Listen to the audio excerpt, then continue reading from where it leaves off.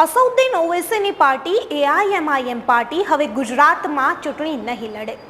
જી હા, હમણાં થોડા દિવસો પહેલા જ असदुद्दीन ओवैसीએ જાહેરાત કરી હતી કે તેમની એઆઈએમઆઈએમ પાર્ટી ગુજરાતમાં ભરૂચ અને ગાંધીનગર બંને લોકસભા સીટ ઉપરથી પોતાના ઉમેદવારો જે છે તે જાહેર કરશે અને લોકસભાની ચૂંટણી ગુજરાતમાં લડશે।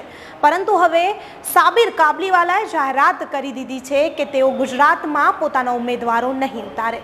સાબિર કાબલીવાલા કહી રહ્યા છે કે અત્યારે તેમની પાર્ટી એટલી મજબૂત નથી, તેથી તેઓ આ ઉમેદવારો જે છે તે ગુજરાતમાં નહીં ઉતારે અને જે કોર્પોરેટરની ચૂંટણી આવી રહી છે ત્યાં પોતાના ઉમેદવારો ઉતારશે અને પોતાની પાર્ટીને મજબૂત કરશે અને પછી આવનારી લોકસભામાં પોતાના ઉમેદવારો જે છે તે ગુજરાતમાં ઉતારશે। ત્યારે સાબિર કાબલીવાલા વધુમાં શું કહી રહ્યા છે તે સાંભળીએ। આ વખતે ગુજરાતમાં લોકસભા મેં લડાવવાનું નથી, કેમ કે વિધાનસભા મેં જીતી ના શક્યા તો લોકસભા કઈ રીતે? અમારે પહેલાં પાર્ટી મજબૂત કરવી છે, પાછળ કોર્પોરેશનનું ઇલેક્શન આવે છે અને કોર્પોરેશનની અંદર સીટો વધારીને પછી આવતા વિધાનસભાની તૈયાર કરવી છે।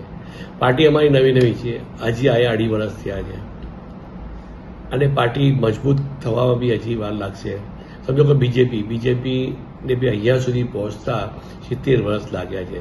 એ છતાં સારું કે અમારે જેવી પાર્ટી આવી, અમે કોર્પોરેશનની અમદાવાદમાં 9 સીટો જીતી, ગોધરામાં અમે સરકાર બનાવી, બોર્ડ બન્યું અમારું, મોડાસામાં અમે વિપક્ષમાં બેઠા, ભરૂચમાં અમે ત્યાં બી સીટો 4 સીટો આવી। એટલે એક જ મહિનાની અંદર અમે આટલી બધી વસ્તુ થઈ ગઈ, પણ વિધાનસભામાં અમને પેલું એટલું રિસ્પોન્સ ના મળ્યો।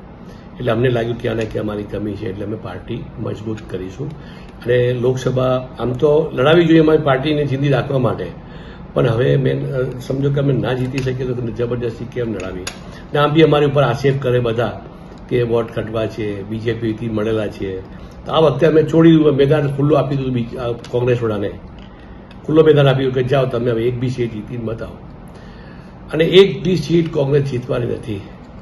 કેમ કે આ લોકોએ બધું સેટિંગ કર્યું છે, કોંગ્રેસવાળા સાથે સેટિંગ કર્યું છે। તમે સુરત જોઈ શકો છો, સુરતની અંદર ઠેકેદાર હતા અને જે ડમી ઉમેદવાર હતો એ બધા ગાયબ કરી નાખ્યા અને એનું ફોર્મ રિજેક્ટ કરવામાં આવ્યું।